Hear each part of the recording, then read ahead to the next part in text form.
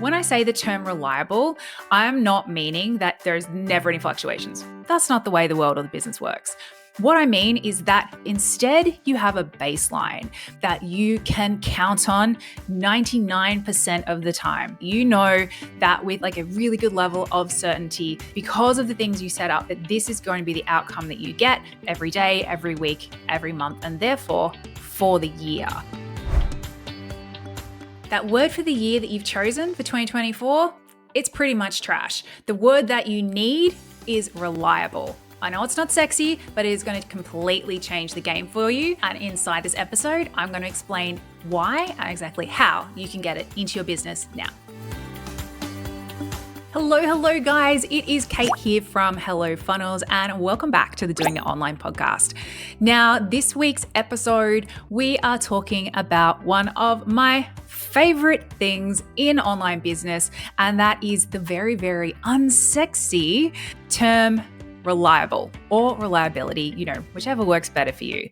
Because I personally believe that after the craziness that we've all experienced, which kicked off back in 2020. So, it's been a ride, guys. I think this is the word that if you haven't picked your sort of, your theme of the year or word of the year yet, or if you have, I would definitely ask you to possibly reconsider it, that this should be the word. This should be what you are focusing on, because who wants to have another 12 months of feeling like all you're doing is throwing spaghetti at the wall, right? It's all guesswork, that you're constantly trying to play catch up and reacting to what's going on.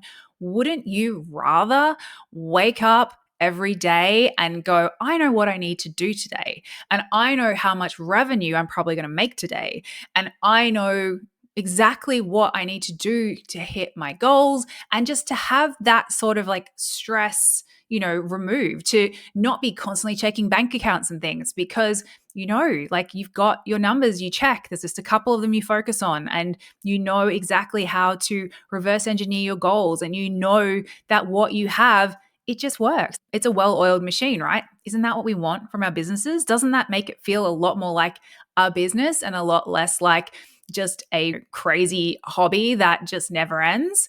So if this sounds like something that you'd be interested in diving into this year, then this episode is absolutely for you. Okay, guys, so before I start to break down how exactly you can start getting some real reliability happening inside your businesses, I want to put a caveat, because when I say the term reliable, I'm not meaning that every single day you make $100, there's never any fluctuations. That's not the way the world or the business works. What I mean is that you have a baseline. You have I never earn less than amount that you can count on 99% of the time. Yeah, you might have the odd blip, but you know that with like a really good level of certainty, because of the things you set up, because of the things you have in place, that this is going to be the outcome that you get every day, every week, every month, and therefore for the year, once you have these couple of pieces in place. So that's what I mean by reliability, guys. I don't mean concrete, but I mean stable and steady. And while, other types of businesses who don't have these pieces in place will have wild fluctuations, you will have some soft waves, okay? That's the difference. And so again, as I said, if that sounds like the kind of business that you're happy to get behind right now, then take a deep breath.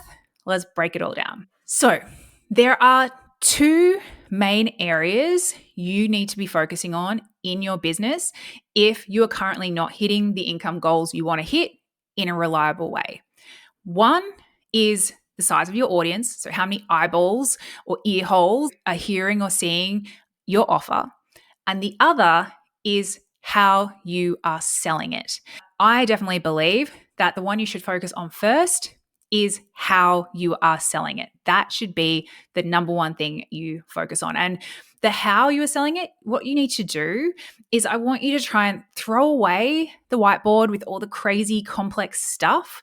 If you don't have a way to sell your offers right now that you can rely on, that is consistent, that you go, look, anytime I do this, I know that I get this result, then that is going to be your focus number one. And probably for the first 90 days of the year until you have this figured out. And then you can kind of move into phase 2 of this plan. So, what I want you to focus on here is, like I said, get rid of the complex, whatever on your whiteboard. What you are wanting to find is what is the simplest, most reliable, and easiest to repeat way for you to sell your main offer. So pick one offer. If you've got a suite of them, pick the one which makes the most sense. I would usually recommend that you look at the one which has probably been the easiest to sell in the past. Like, why make things hardest for ourselves? Or if you don't have an offer yet, that's great. But you need to pick one offer. And we're not going to talk about what that offer is. We've got previous episodes on that. But you can pick one offer and then you're going to figure out, okay, what is easiest to repeat, most reliable way I can sell this? And that is the only thing you need to be focused on until you check this box, okay? So how do you do that, right? Like, I'm not just going to tell you to go off and do this thing, which obviously isn't super straightforward, because otherwise everybody would be selling their offers easily every time. And that's clearly not the case. So what is the easiest way? What's the cheat guide here? Okay. Well, that's what I got for you. So what I want you to do to figure out, like, what method should you be using to sell your product, your offer, your service, your course, whatever it is. There's so many out there, right? There's like long running ones, there's live ones, there's evergreen ones, but you need to figure out one type of sales technique, one type of conversion mechanism. There's lots of different names for it out there, whether it's, webinars, whether it's, an email sequence, whether it's a phone call, whatever it is. You need to find one that works well for you, for your audience. And I have, as I said, a cheats guide for how to figure that out. What you're going to do is you're going to go and see what everyone else is doing. So I know you're going to hate that answer, because we're all creative beings and we want to get out there and do things that are original and, that are new and shiny and fun. But if you don't have this box checked, then the new original stuff, that playtime stuff, that is for later, or maybe never, because, most of the time it doesn't really work.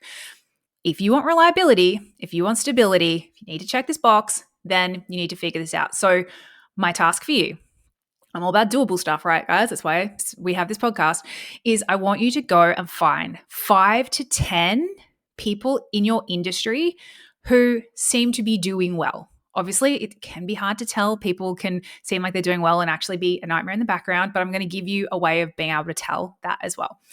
So you're going to find 5 to 10 people who are in, you would say, probably a similar phase of business, if not maybe 1 or 2 phases ahead. I don't want you going, if you say have got like 300 people on your email list and 1,000 people following you on Instagram, I don't want you to go looking at those accounts that have got like millions or even hundreds of thousands, because the choices they get to make are based on a very different set of metrics than the choices that you are going to make. How they can get people, an audience, how they can communicate with a larger group of people is very different for them versus someone who's still in the definitely building audiences phase. So go and see if you can find people who are in a similar band as you, if not like the next band up, but don't go anyone, way down the path, because there's just too many other things in play that would make that work for them, which means that probably won't work for you. So that's the first thing. Go find those people. Easiest place to look is Instagram, okay? Usually once you find one, you can probably go and look and see who's following them. It's not hard. You'll probably get people suggested to you as well. So go find them. Then I want you to go and see, what are they doing? Like, scroll back through. Is there a method, a way of selling that they seem to be doing? Make a tally sheet if you want to. So what is the most common method of selling their programs and offers here? Now, one other caveat I will put in here is you want to make sure that they have similar offers to you, okay? So similar audience and market, who are at a similar stage of business and who are selling similar offers successfully. So if you've got a $300 offer, look for people selling between $200 and $500 offers, not people selling like $37 offers or $5K offers. You want to find someone who's in that same band, and just have a look. Is there a trend there? What are they consistently doing? What are they doing again and again? Because usually if they're doing it more than once, that's usually a good sign that it actually works. Like, Not many people will do something over and over again if it flat out doesn't work for them. Another way to tell if something actually is working is once you've found, those people, is to actually go and, you can say it's a bit stalky, but I just call it market research. There's no crime in it. And it's actually every big business and successful business does this. So don't feel bad about it. But I want you to go over to the Meta Ads library. Just Google it. The link will come up. And I want you to find their accounts, their ads accounts in there. And it will actually show you if they are running any ads. Now, again, if they are at very beginner stages, they may not be running ads. So this might not be relevant. But if they're, been around for a few years or a bit of a mid-stage business or higher, they will most likely be running some ads, either to live things or to what they've got going evergreen. So you're going to look up their ads. And again, this is just going to help you to see, what are they putting their money behind?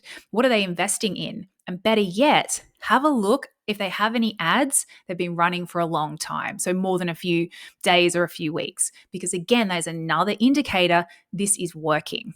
They wouldn't keep running ads, they wouldn't keep spending that money if it wasn't converting well for them.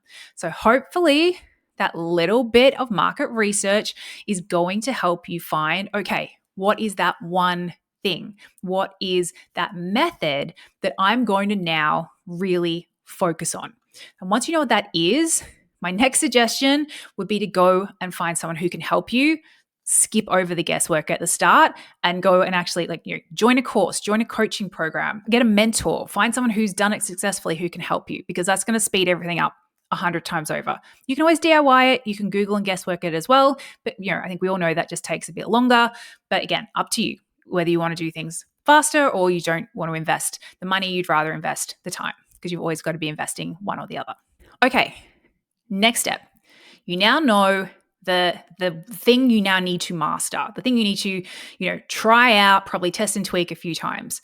So what I want you to do is get out your calendar and I want you to decide on a frequency that makes sense. So if they were doing a live challenge, maybe you're not going to do that every week. But if they were doing a webinar, maybe you could do that every week, or maybe you could do it every 2 weeks.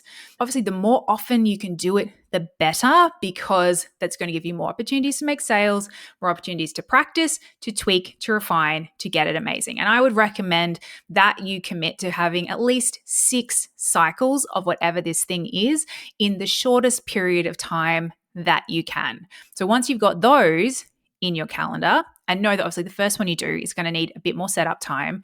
But after that, you're repeating the exact same thing. So you shouldn't need as much setup time to repeat it, because that's the whole thing. We want something to rinse and repeat, guys. The next thing that you need to figure out is, okay, how am I now going to get the people, going to get the eyeballs into this thing? Because obviously, if you're doing the same thing over and over, you can't just be inviting your list and your existing audience. You now need to start going out and going broader and finding new people to bring in and go through this process, whatever it is with you. Now, next week, guys, I have got a step-by-step process for you to help you break down exactly how to do that as well. Of course, if you can't wait, you always can come and join us inside eCourse Empire. We would love to help you with that. Or a extra option, you can jump on over to our Instagram at Hello Funnels and then DM us the word 20K or 20K. Again, we'll write it out below so you can't get it wrong. And I'll actually send you a totally free 47-page guide about how I built my list from 0 to 20K in the first year of my business without spending a cent on ads. I've got it all broken down for you. So to get that, all you need to do, head on over to Instagram at Hello Funnels. So make sure you follow us so you don't miss out on any of other freebies. We've got a bunch of cool ones coming out, which I think you're going to love. But just DM us the number 20 and the letter K, so 20K, and I will send you a link straight to that guide and you can dive in and start consuming it now. So until next week, guys, have a super nerdy week. I will see you next week with more doable marketing tips. See you then. Bye.